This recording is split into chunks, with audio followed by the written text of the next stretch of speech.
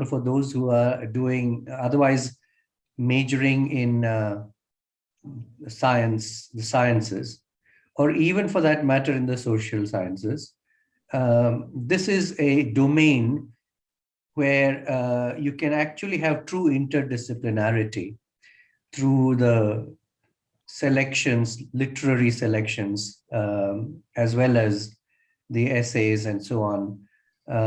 Plus, of course, the sheer aesthetics dimension of it, the beauty of language, the creativity that comes with language, etc.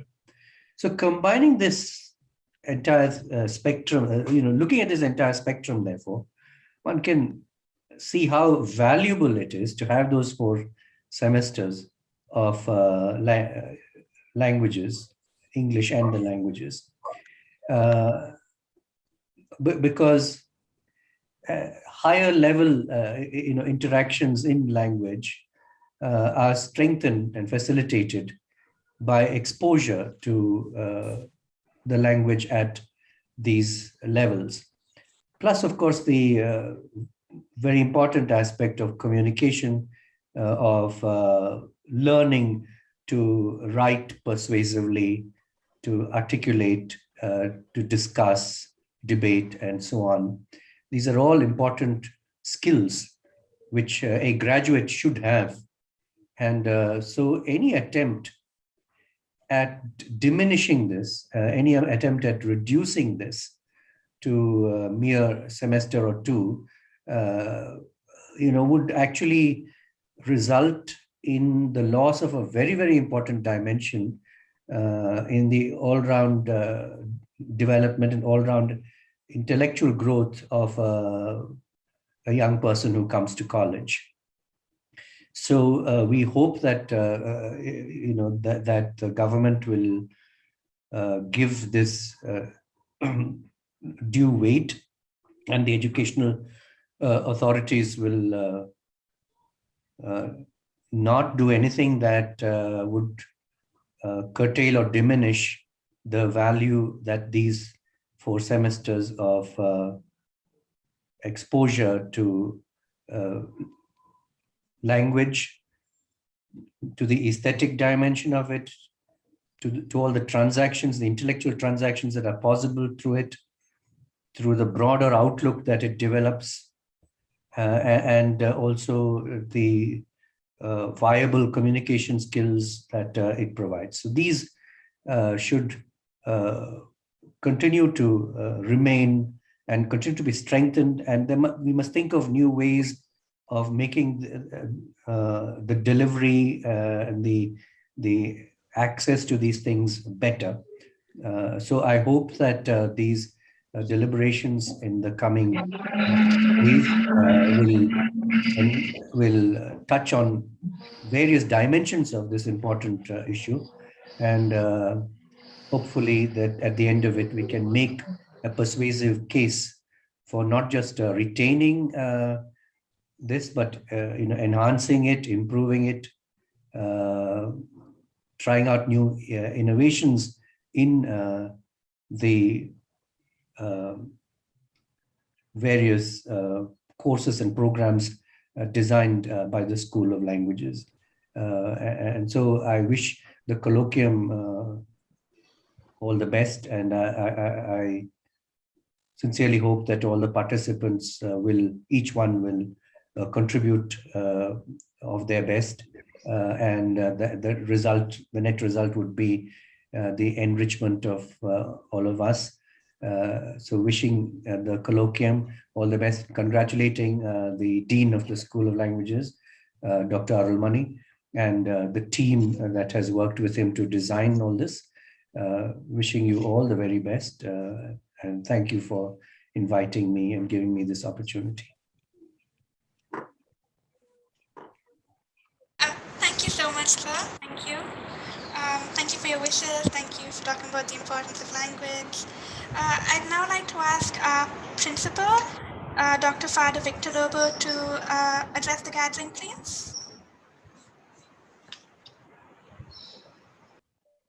Dear Dr. Arulmani, the Dean, Dr. Cherian Alexander, Dr. Etienne, Dr. Miri Mark, all the members of the staff, and my dear students and faculty and guests. Good evening to you all.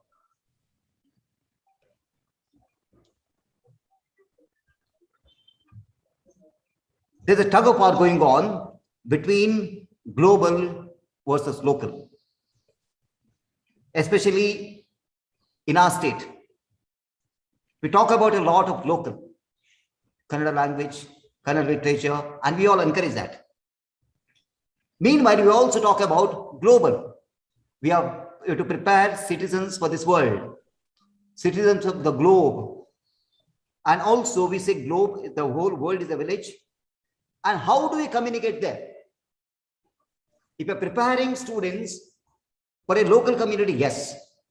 But when you're preparing the students for a global community, they're both local and global. Local, then they should know both local as well as global. Otherwise, they'll be misfit to our society, especially when they cross the borders of our state or our country. Therefore, I feel that the government should take into consideration the importance of this language of English, that when our students cross the borders of our state and the country, how will they communicate? How will they become global citizens? To tell you, those people, especially in the political field, who are fighting for a local language, years back, they came for a seat to one of our schools, English medium schools. And Father Sunit Prabhu told me this personally. He told that person, you are fighting for Kannada, local language. How do you want your son to come to this school, an English medium school? Why don't you send him to a Kannada medium school? I know what his response was. Father, adu bidi. Ege ನನ್ನ ಮಗನಿಗೆ seat ಕೊಡಿ. Leave that, father. Now give one seat to my son. If you see this, most of our leaders, especially political leaders, they have their children studying in international schools and also international universities. Then whom is this local? Is it for the ordinary people who cannot afford? For them it is pie in the sky to go abroad, pie in the sky, though they have intelligence. Therefore, isn't it good that the poorest of poor gets the opportunity to study not only local but also global? Thus, they are made citizens of the world and they've got equal opportunity just with the rich or the powerful. Therefore, I feel strongly that we should train our students in both. Even the government may pass a decision. A good decision should not be going against the people, especially the future. And especially when it comes to the future, even the High Court said last time, when it's insisting on local language, the parents are the decision makers for the children and not the state. So let us give equal opportunity to the parents to decide the future of the children. And when they become major, let them decide. Why should the government intervene in their freedom and say, no, no, you study only this? Therefore, I congratulate Dr. Arulmani and the department for this symposium, that we should have more like this. Enlighten these people who play two roles, double roles or dual roles. They've got dual personalities, one for them and their children, one for the poor. As citizens of the country, let us be equal before law. So once again, congratulations. Have a wonderful time. Thank you very much. Thank you so much, Father, for everything you do for the college and for our department, and for your words. Thank you. I'd now like to ask Professor Etienne to say a few words, if that's okay. Yes, I would. Thank you, Professor Shafali, for that. Dear Father Principal, Dean of Languages, the PG Coordinator, conference, symposium, colloquium conveners, friends, just a very brief set of remarks for today to start with. Firstly, before everything else, it's always a great privilege and a pleasure to be with the English department of St. Joseph's College, which I've been associated with these past 37 years. I'm very happy to be back again with this particular colloquium. I also am aware deeply that this particular department in SJC is usually on the front line of many important moves, very definitive alternatives to particularly curriculum design and to methods of learning systems that it has always been, in advance of prompting and taking forward in the field of English studies. So this particular colloquium seems very appropriate given the fact that the English department at SJC in particular has always been very keen on what we understand as English language studies and English studies in general. It's even more appropriate for the fact that the NEP, the National Education Policy, throws up a set of very important challenges. All policies have a habit of throwing them before us, and these factors connected with language studies and English studies and otherwise, in and through the NEP, has thrown up some very major challenges, I would think. So it's, as the old African proverb goes, it's good to get together and talk, because then we will be able to formulate and come together in practice. I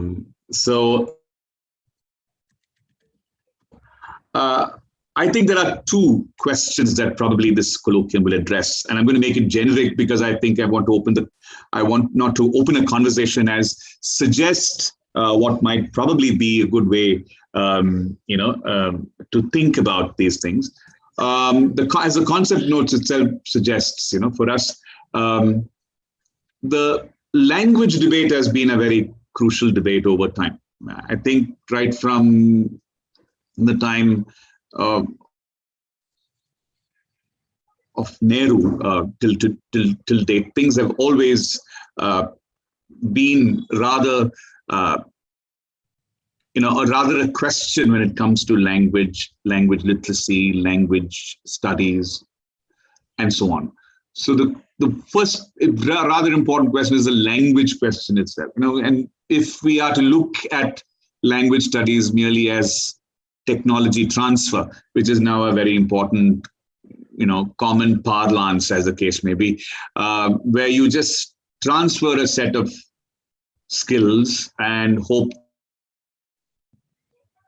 that by doing so, language and its literacy and its studies might be achieved, might after all be a question mark for us to really engage in at the current juncture. It's important to understand that languages are about culture and identity. And if you look at it in that particular fashion, then it becomes a completely different formulation, so to speak. The second question, I think, is really structural. You see, the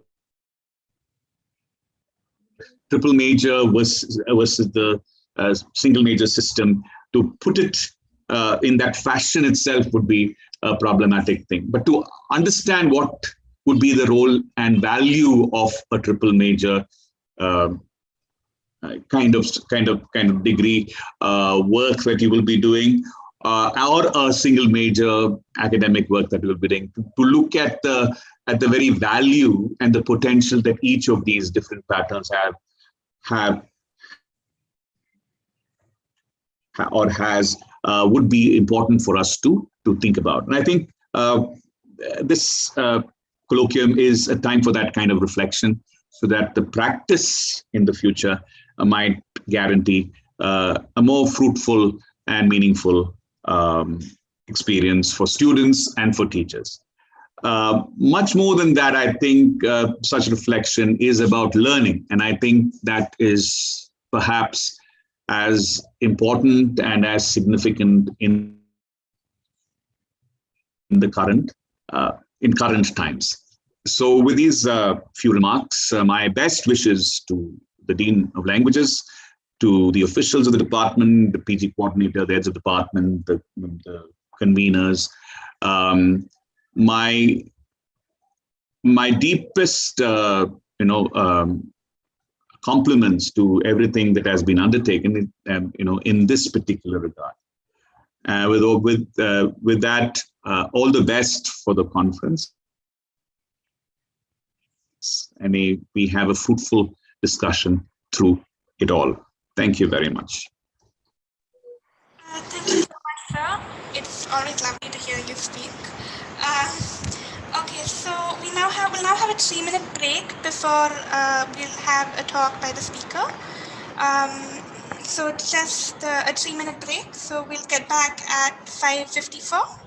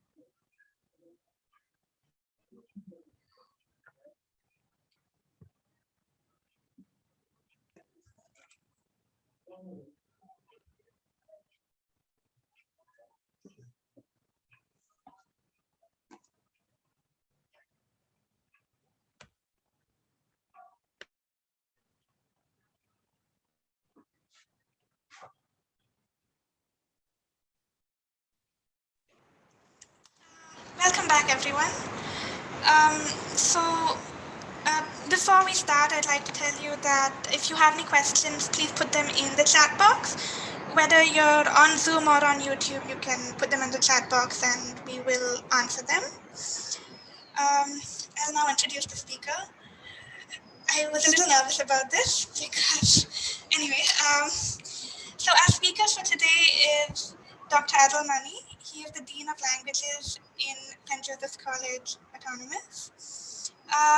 Dr. Adil Mani is a writer, a reader, a teacher, and a quizzer. So we have a literature fest called Meta, in which is so called because it means to go beyond. And Dr. Adil Mani is someone who constantly goes beyond. I've been his student and his junior colleague, and I've seen this again and again and every day. Dr. Adil Mani has written for First Post, Deccan Herald, among others. he has um, he has been in the top 10 Quizmaster rankings multiple times, and you can ask him anything because he reads so widely. Um, and he's a great teacher. But the thing that I think is most important about him is that he's very loved by his students. So it's with great pleasure that I invite someone who always goes beyond to talk to us today. Thank you, sir. Thank you very much, Shifali. Thank you for embarrassing me so efficiently in 1 minute. The principal, colleagues in the department, colleagues from language faculties, English and other languages across Bangalore and over the week across the state. Welcome to this colloquium that the School of Languages at St. Joseph's is organizing. I was not really meant to be the speaker at any of these deliberations. We were hoping to have Dr. Aisha Kidwai from JNU speaking today, but she happened to fall ill, unfortunately. And so I'm here as a kind of stand-in, and my job is a very basic job, that of setting the agenda for the colloquium and opening the conversation in some sense. And so I'm here to tell you a little bit about the speakers who are going to be addressing various questions over the next few days. We have Dr. Avinash Tambarsi speaking tomorrow, Associate Professor at the Sahyadri College in Shivamogga, right? And the next day, we'll have two speakers. That's on Wednesday. We'll have Dr. V.S. Sridhara, the former professor at Vijay College, an activist, followed by Dr. Varamala Vishwanatha, the writer, translator, and researcher from Azim Premji University. After that, we have on Thursday, we have two representatives of civil society, people from outside the academy coming in and reflecting on the NEP and the place that it seems to afford to languages. We have C.K. Meena, the writer and journalist, who will offer a perspective, followed by Nazarius Manoharan, the Bangalore theatre personality, and he wears many roles, so I'll let him speak for himself. We will also have Mr. Shripad Bhatt, right, speaking for the other languages and how these proposed curricula may impact their presence and survival and so on.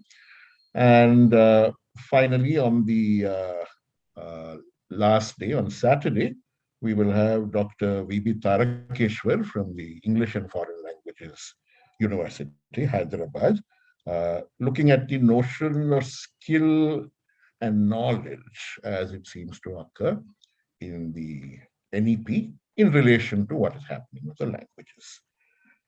Professor Manu Chakravarti, who is here with us today, will also offer reflections on the status of languages, on the prospects for languages.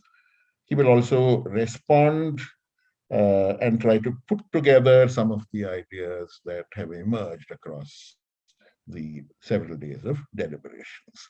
So that is, in some senses, the menu, the program for the colloquium.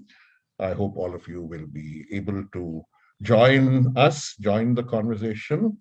This is not only an academic conversation, it is open to teachers, it is open to students, it is open to members of the general public, parents, everyone who has an interest in these questions. While saying that, right, I would also like to point out one important aspect of this agenda setting that I'm talking about. there are several large questions which are not really part of our agenda. This is perhaps not the best forum for them to be discussed, but they are going to turn up inevitably, primarily because these larger questions are connected to the specific questions that we want to look at. One of those questions is going to be about the three major systems, right? What does this new curriculum want to replace the three major system with, right? And more importantly, where is the conversation around replacing the three major system, right? Where is the research? On what basis have we decided that some new system is going to be a better system, a better replacement for what we have in place? The UGC often uses this very beautiful word, stakeholders, while talking about higher education, right? It's important to engage the stakeholders, the various stakeholders, in careful conversation with decisions like these, right?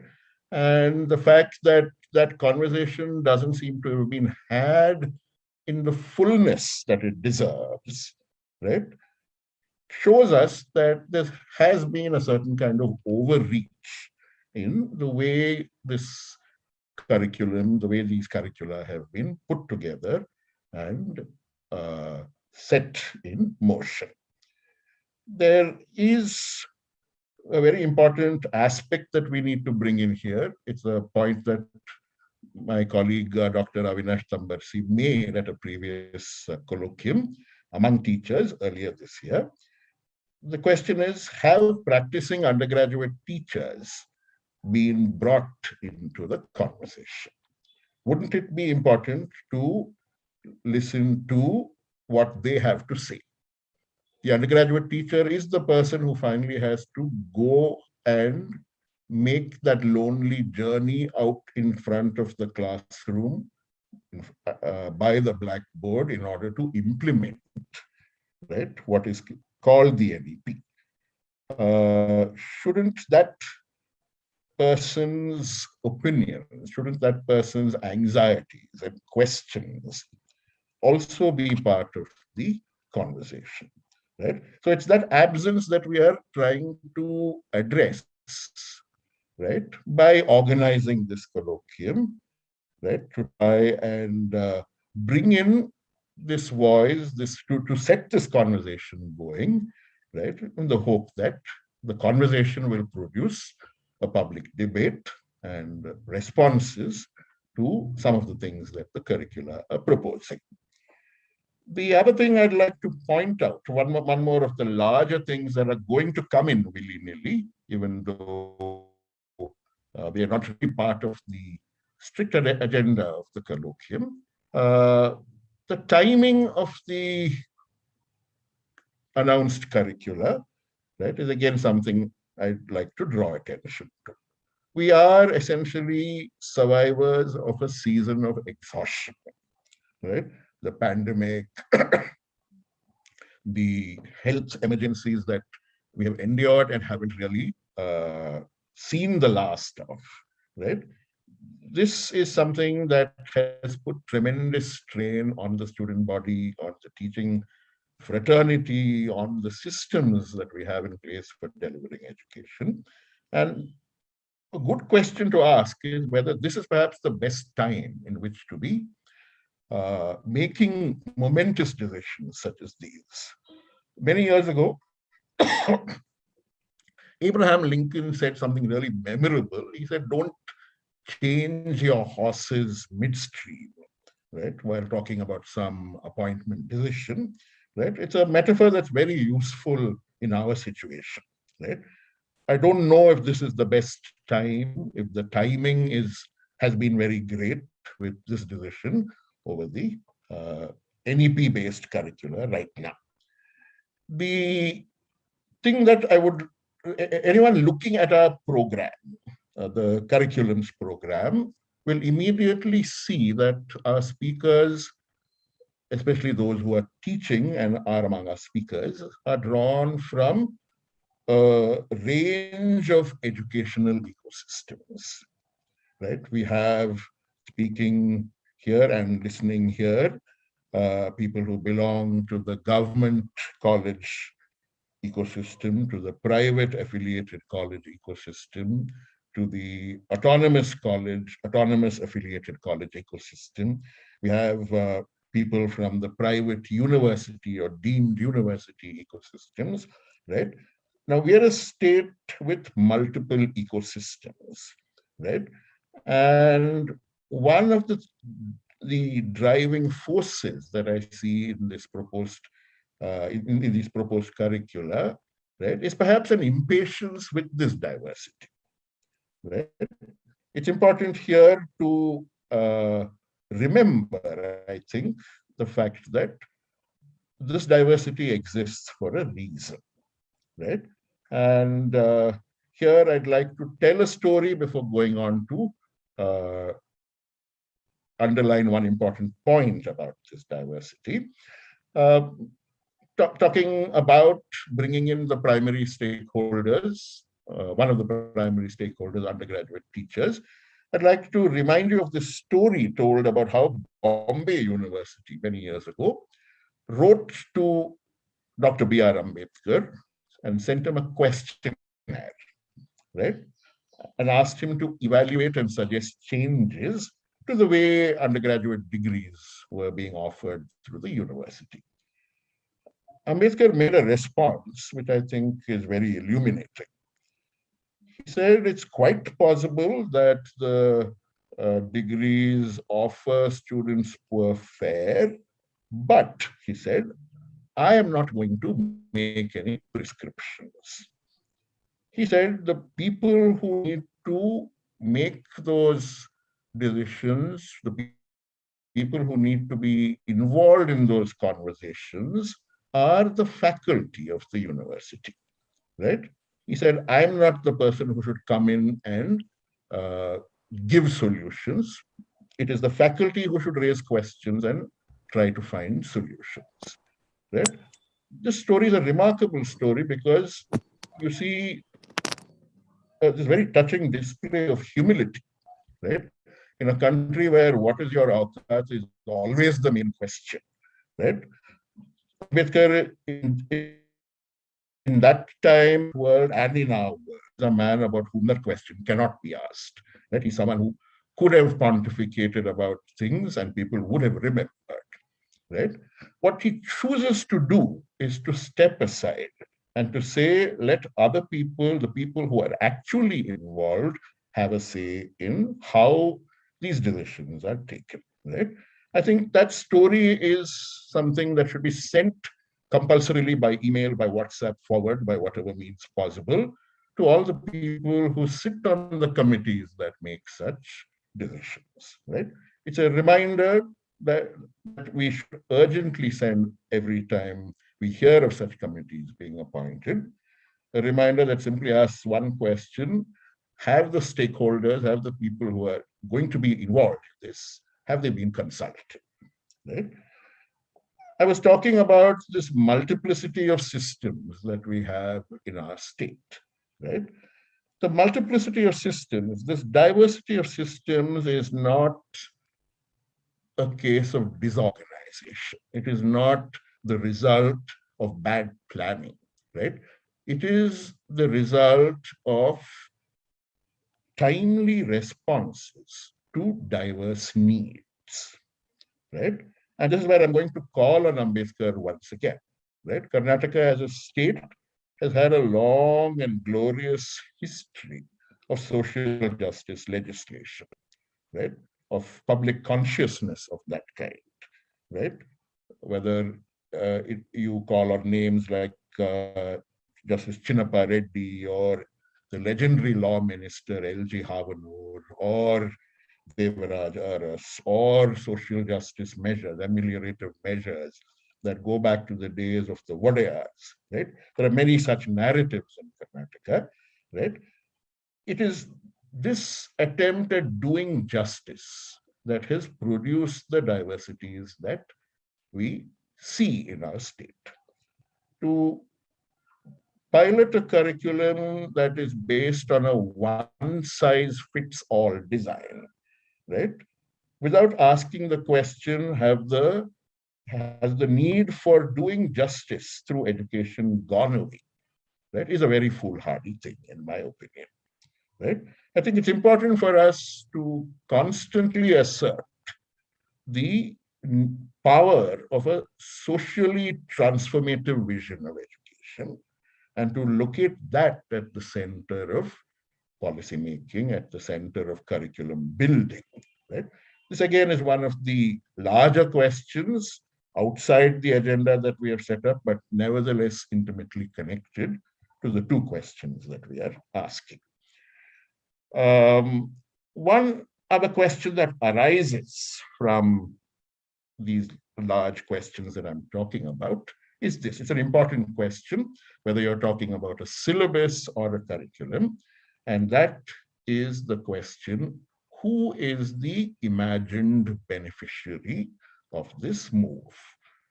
Who is the imagined student that we have placed at the heart of the curriculum that we have designed, right?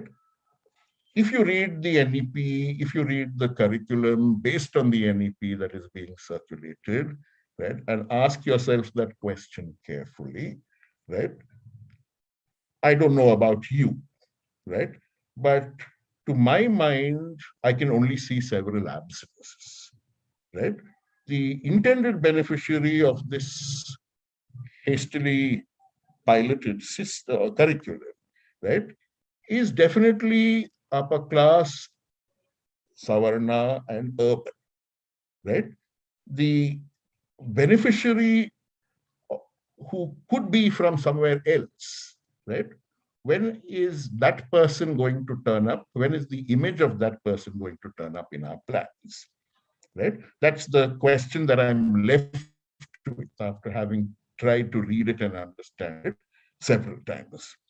And here there's a little metaphor that I'd like to draw upon. It comes from the Bible. It's one of the several parables associated with Christ in the Bible. Right? He tells the story of the shepherd, right, who notices that one sheep in his flock is missing, right, on his journey home. And so instead of counting his good fortune and saying 99 out of 100 is a good score, right, he goes back to look for that one sheep and make sure he finds it, right? We've heard of emotive slogans such as no child left behind, no student left behind, and all of that in the past, right? But that the metaphor that this parable contains is a very important one, right? Social justice and the possibility of education being an engine driving social justice, right? These two ideas have to be the cornerstones of every curriculum that we come up with in a state like ours, in a state of great diversities and social challenges like ours. Right, so these are the issues that are going to come into all our deliberations. We cannot say they are not part of the agenda, right? Because in many ways they frame the agenda that we have set up, right? I'd also like to take a leaf from what Father Victor Lobo said, right? When he mentioned the challenges of balancing the global and the local, right? In some ways, the colloquium has set for itself an agenda that is Janus-faced, that looks into directions at the same time. One of the questions we're asking is, when two languages were put into the mix along with the three majors of the curriculum, of the undergraduate curriculum, right? There was some vision of education. There was some vision of what the student would gain from that process, right? It's important to look back at that historical moment, to look back at that impulse, right? And for us to ask ourselves if that impulse is relevant, right? If we do that, if we spend 2 minutes doing that, right?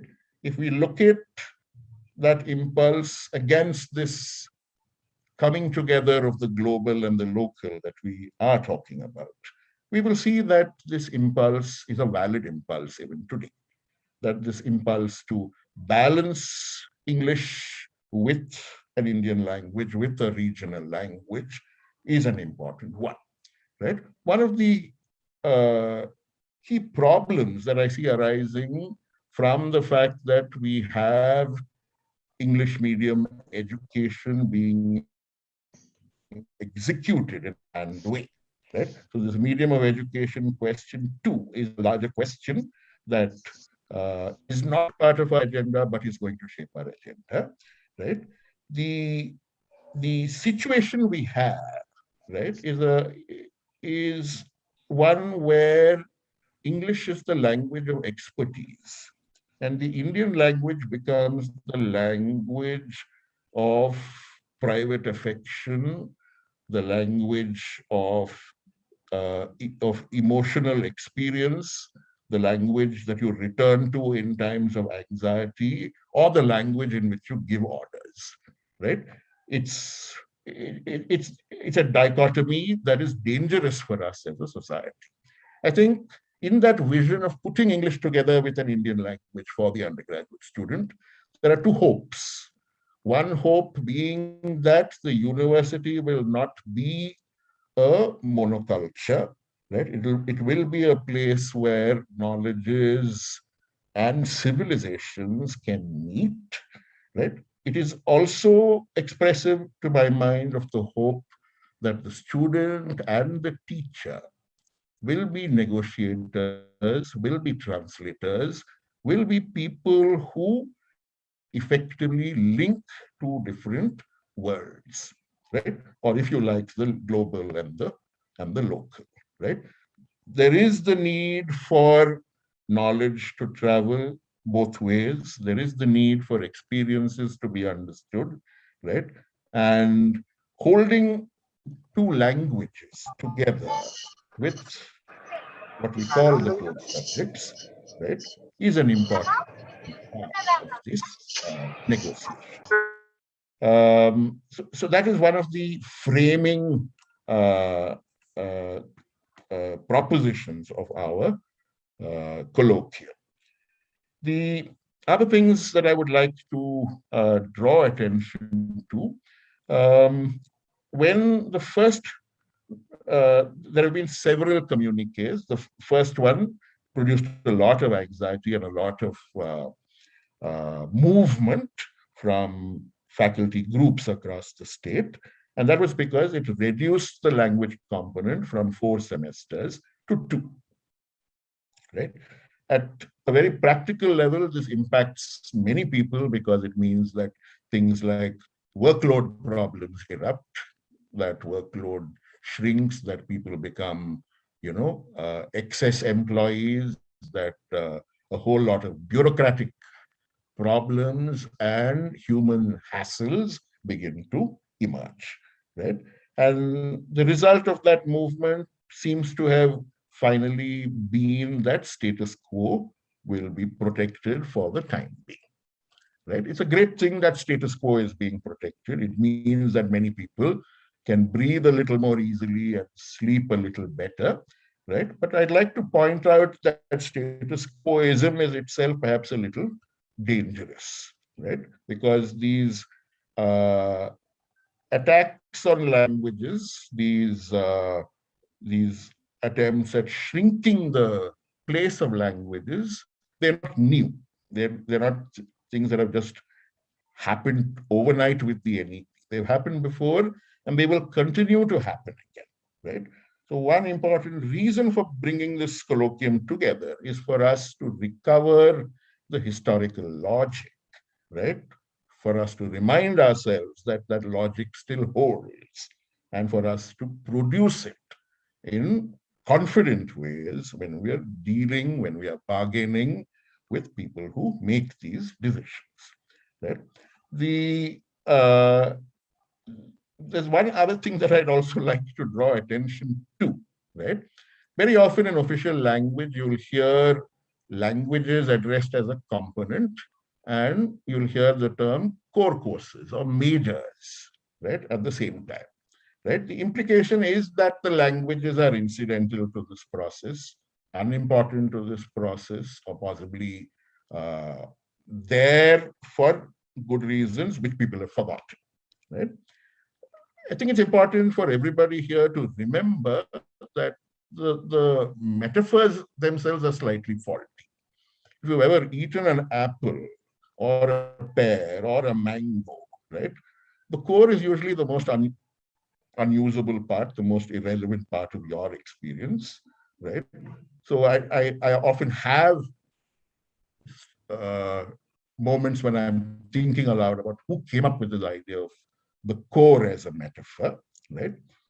The core in an apple or the core in a mango is useful if you have land and want to plant a seed and eat apples or mangoes. But apart from that, it's not particularly relevant to your experience. The problem is the metaphor there. But more importantly, what I'd like to point to is the fact that this idea of core and non-core, right, is faulty because we know from our experience of the real world that the jobs people end up getting, the roles they end up playing, very rarely have much to do with this division of the academic experience into core and non-core, right? Those developments are unpredictable developments, and it's time that some truth telling of that kind also comes into our academic deliberations. The just as we are talking about recovering a historical intent, a historical purpose, I think it's also important to look at the prospects that are emerging in such a situation. The 4-year courses may stay, they may not stay. The 3-year, 3 major course may stay, may not stay, right? Regardless of these things, I think it's time for language departments to begin thinking about ways in which to address, right, this discourse of skills and what is essential and what is not essential that is beginning to emerge. Right? It's part of what I'm calling not subsiding into mere status quoism. Right? And the important thing about that is that one set of recoverable possibilities here is the possibility of collaboration. Right? Now, there are several things happening in the university system, right? Things such as gender studies, right? Things such as constitutional studies, things such various mandatory courses of these kinds that could perhaps turn into a place for experimenting with bilinguality, experimenting with a kind of social debate, a social engagement, right, that is bilingual, right, and is effective because it is bilingual, right? And so I think it's important that language departments, English departments, Kannada departments, Hindi departments, begin talking to each other in terms of producing these bilingual collaborations, right, as a way of securing space, as a way of changing the contours of this whole essential, non-essential conversation. The other thing I would also place emphasis upon, right? Why is it important to go beyond status quoism in talking about languages of the undergraduate curriculum? The diversity of our systems means that the students coming into these systems have diverse capacities, right? The genius who came up with the proposition that 2 semesters of work in language is enough, right, is somebody who is definitely not looking at the diversity of our systems, right? Who is not looking at the fact that the undergraduate course for someone who has made it that far is often the last shot at getting the basics right, at getting some kind of competence in language, whether it is English or the Indian language, right? That very often what you end up dealing with in the undergraduate system are people who have been subjected to various kinds of deprivation and neglect, when it comes to effective access to languages, to language teaching, right? So that is the most disturbing thing about this division, that the diversity of our system, of our systems, has so conveniently been lost sight of. There is one other possibility that I think we can start thinking about as language departments. There are various niches in the new curricula that speak of ability enhancement and skill enhancement and so on, right? It's a discourse that I find not very useful because it seems to atomize academic experiences, right? But I think the way to counter all of that is to look at what we are capable of, to look at what we are, to look at the kinds of expertise that we hold, right, as language departments, right? The simplest thing that emerges, if you look at the presence of language departments across the state, across the diverse systems, is that it is the language departments that fly the flag of the humanities. This is a very important thing. It's something that we shouldn't lose sight of. What does it mean to say that we are flying the flag of the humanities? Right? Historically, the humanities are the discipline or disciplines out of which all other disciplines have emerged. Science came out of the humanities, right? Social sciences come out of the conversation between the sciences and the humanities, right? Commerce and management studies come out of questions that were first raised in the humanities, right? So the engagement with languages is the most valuable part of the learning experience across the board, right? Because it is an ab ovo process, a return to origins, a return to basic questions, right? And it is this aspect of the return to basic questions that we should begin putting our heads together for as language departments. What does this mean, right?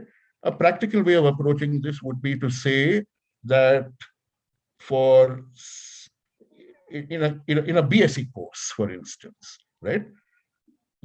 English department and Kannada department, or English department and the Hindi department, right, have the job of providing an immersion in the languages, in the respective languages, right? There is also the idea of the language across the curriculum, right? It's an idea that has received some play in some universities in the United States, but it's a much more crucial and important issue in our context, right? When we say language across the curriculum, right, what we're actually talking about are two possibilities.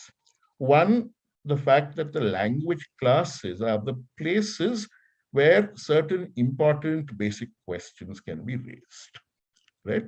For a BSc student, the English or Kannada class is the place where the question, what is science, can be asked, articulated, and argued, right? It's not a question that, I mean, it's a great question in a physics class or a chemistry class or a mathematics class, but the design of those disciplines is not one where these questions can be accommodated easily, right?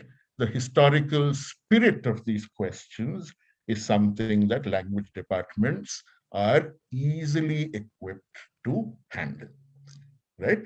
And so in all the courses where we have presences, we need to safeguard that presence, push that presence forward, right? By raising this idea of the language across the curriculum. In the science curriculum, right? It is the language classroom where the place, what is the big deal about science? Or what is the big deal about commerce can be asked, right? Where the question of how this knowledge is produced can be asked. Where the question of how is this knowledge going to be communicated to the layman, right? How, that question can be asked. So the other possibility with language across the curriculum is to talk about communicating to the layman is to engage with how the discipline engage the institution of science or the institution of law or the institution of business, right? How does it engage with the common man, right? What are the ethics of this interaction? What are the contours of this interaction, right? This critical enterprise is something that language departments are best equipped to do, right? And this effort of looking for what the languages can do across the curriculum constitutes a very important part of what I'm calling flying the flag of the humanities. It is a historical responsibility, and it is one that we need to claim and assert very, very strongly. The other thing that I would also like to draw attention to is the fact that we are talking essentially about human potential when we are talking about education and its possibilities, right? The idea of justice, the idea of reflecting upon society, the idea of what is now becoming a buzzword in academic circles, the idea of critical thinking, right? It is these notions that language departments must put their heads together to present and to pursue as viable engagements with the student body, right? So these prospects, I'm hoping we can hear a lot more about from other practitioners across the next few days. There's one other key idea that I think we need to be able to seize in order to go forward with, right? And that is a metaphor that is counter to the discourse of our times, right? We hear ideas of the teacher as somebody who delivers expertise, of the teacher as somebody who needs to constantly upskill themselves, the teacher as somebody who is answerable to many bosses, right? The language in which teaching is identified and spoken about is the language of management, the language of the managerial language, to use a better word, right? The counter metaphor that we need to work with is the idea that the teacher, and more specifically the language teacher, as an artist, right?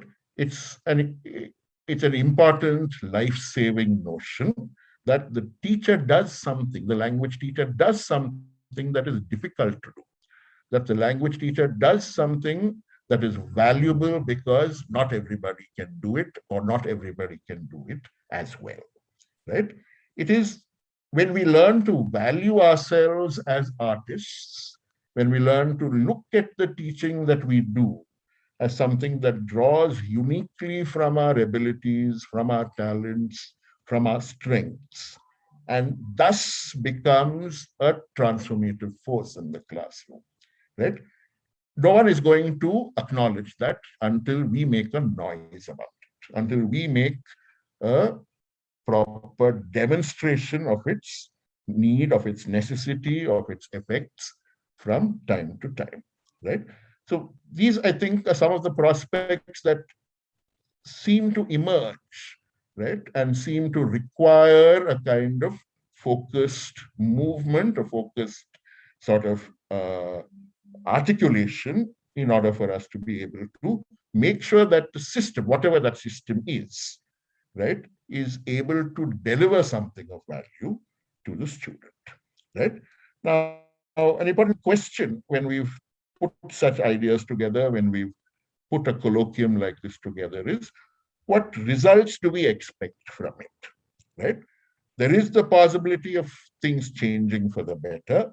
I don't want to deny it, and I also don't want to overstate it at the same time, right? I will articulate it in terms of an incremental happiness, If we are able to start a conversation, if that conversation breeds further conversation, I think that will be a great thing.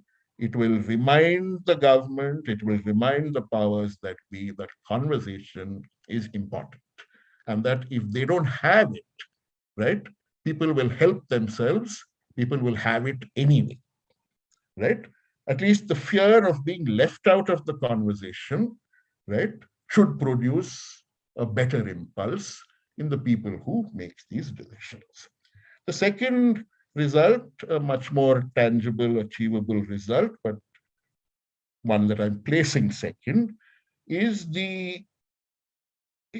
our commitment at St. Joseph's to making a kind of open access facility, right, available to the teaching community across the state, right? It's important for teacher solidarity to come to begin to actualize in this moment, right? And it's important for experiences and ethnographies of the experiments and the experiences that each one of us have, right, with old systems, with new systems, right, to be brought together, right? And it's important that it happens in the ways possible in every corner of the state, right? I think if we are able to find a way of making that solidarity happen, if we are able to find a way of making a kind of knowledge sharing possible, I think that will be a consequence that will have great results, if not now, at some conceivable point in the future. Right? Thank you very much. Those are my scattered preliminary thoughts. Right? If there are questions or observations, we can quickly take them up for discussion. If there are any questions, please put it in the chat box. I've been monitoring that. Thank you so much, sir. It's really nice to listen to you again, and I feel like I learn a lot every time, and I'm left with so many questions and so many answers at the same time. So thank you very much. Okay.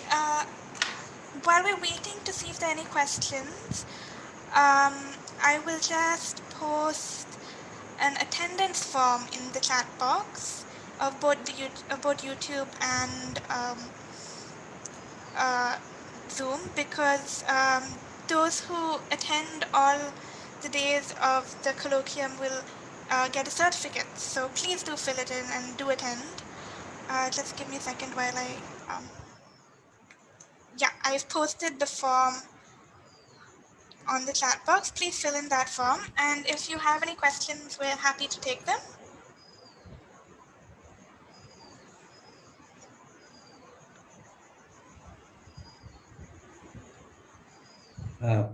Can I?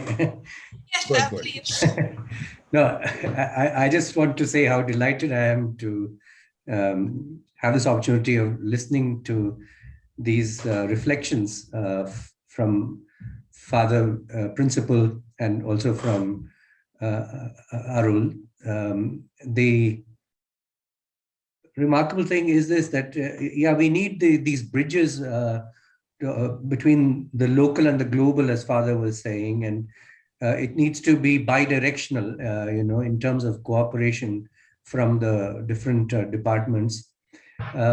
We also, as Arul so eloquently presented this, the keeping the flag of the humanities flying, and also the coming together of these spaces for contemplation.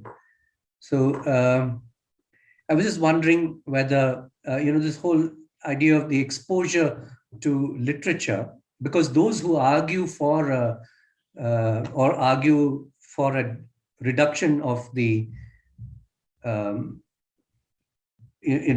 language component will say that these things can be served by the student's own reading or whatever, because that I'll encounter arguments like that.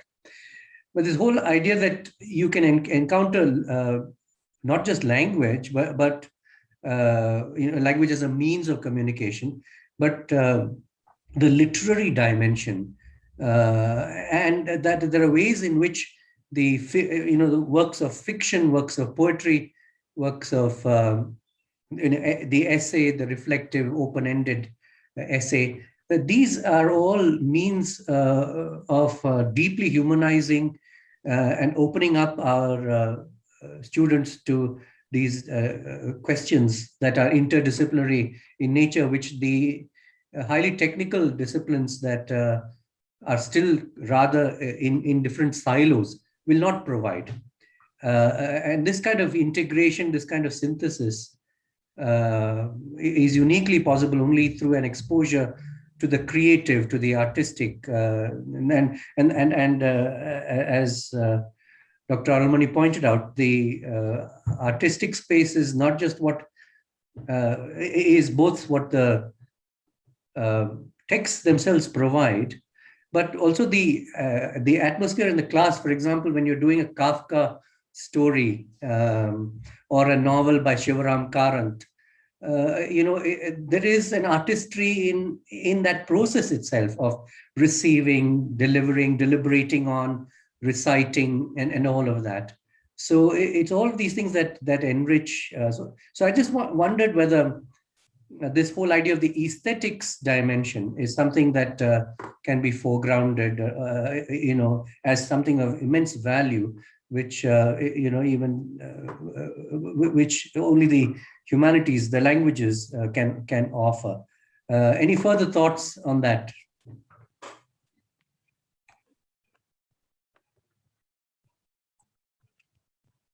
Would you like me to respond to that, Kiran?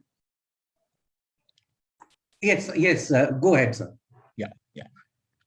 Your point about immersion in experientiality, which is really what we're talking about when we say the reading a poem or reading literature, etc., constitute, right?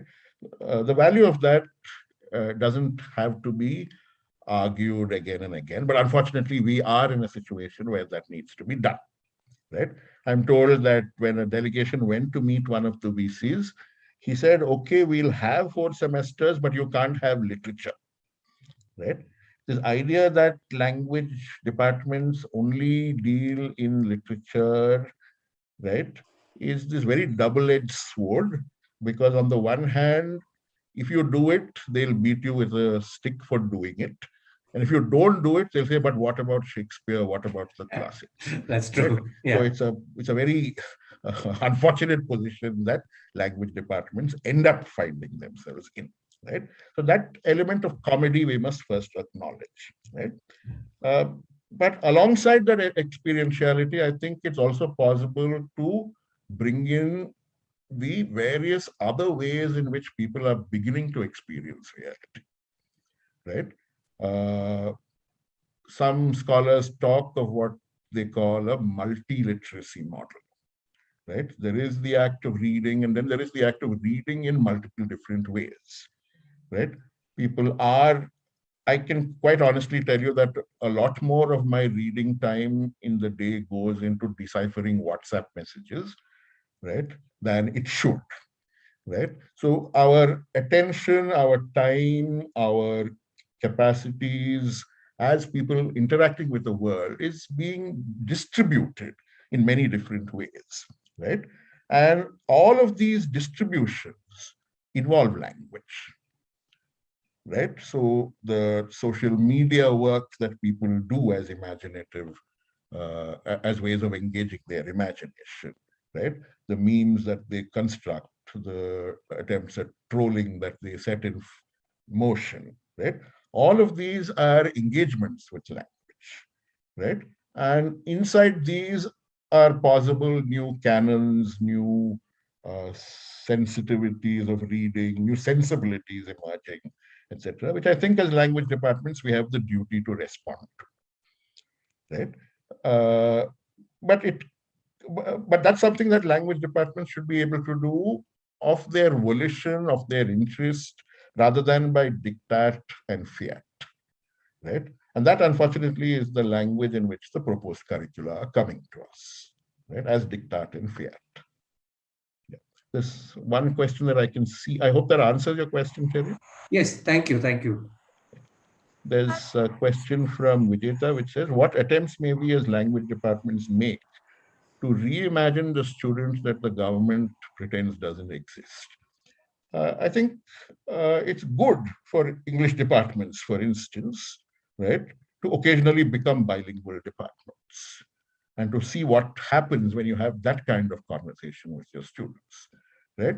Or to suspend grammar for some time and allow people to come up with free expression, right? Experiments like that are important, right? But I think the simplest attempt that we need to make, right, is to constantly ask ourselves, who is the student I am addressing through the choice I make as a teacher, right? Because that's an important choice. It's a very humbling sort of question to ask, because you'll constantly find that you're only addressing a small minority, right? And I think the principle of justice is to try and find ways of addressing different small minorities in the class from time to time.